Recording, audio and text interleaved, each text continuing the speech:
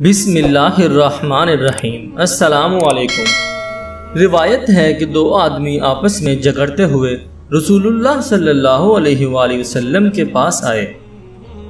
ان میں سے ایک نے کہا، یا رسول اللہ صلی اللہ علیہ وآلہ وسلم، اس کی گائے نے میرے گدھے کو مار ڈالا ہے۔ رسول خدا صلی اللہ علیہ وآلہ وسلم نے فرمایا، تم دونوں ابو بکر صدیق رضی اللہ تعالی عنہ کے پاس جاؤ کہ وہ تمہارے درمیان فیصلہ کریں گے۔ وہ دونوں حضرت ابو بکر صدیق رضی اللہ تعالی عنہ کے پاس حاضر ہوئے۔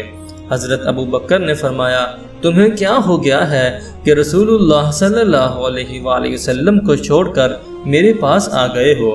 انہوں نے کہا، ہم رسول اللہ صلی اللہ علیہ وآلہ وسلم کے حکم سے آپ کے پاس آئے ہیں۔ ابو بکر صدیق رضی اللہ تعالی عنہ نے فرمایا، حیوان کو حیوان نے مارا ہے، اس میں مالک کا کیا قصور ہے؟ گائے کے مالک پر کوئی دیت لازم نہیں آتی۔ وہ دونوں آدمی رسول اللہ صلی اللہ علیہ وآلہ وسلم کے پاس واپس آئے۔ رسول اللہ صلی اللہ علیہ وآلہ وسلم کو حضرت ابو بکر کا فیصلہ سنایا۔ آپ صلی اللہ علیہ وآلہ وسلم نے فرمایا، عمر رضی اللہ تعالی عنہ کے پاس جاؤ۔ وہ حضرت عمر رضی اللہ تعالی عنہ کے پاس آئے۔ انہوں نے ان سے وہی سنا جو ابو بکر سے سن چکے تھے۔ پھر وہ رسول اللہ صلی اللہ علیہ وآلہ وسلم کے پاس لوٹ آئے۔ آپ صلی اللہ علیہ وآلہ وسلم نے فرمایا، علی ابن ابی طالب کے پاس جاؤ۔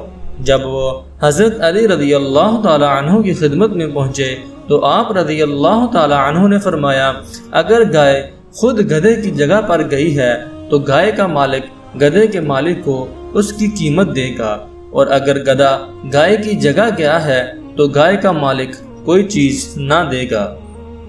دونوں آدمی رسول اللہ صلی اللہ علیہ وآلہ وسلم کے پاس آئے اور حضرت علی رضی اللہ تعالی عنہ کا فیصلہ آپ صلی اللہ علیہ وآلہ وسلم کو سنایا۔ رسول اللہ صلی اللہ علیہ وآلہ وسلم نے فرمایا، علی رضی اللہ تعالی عنہ نے تمہارے درمیان خدا کے فیصلے کے مطابق فیصلہ کیا ہے۔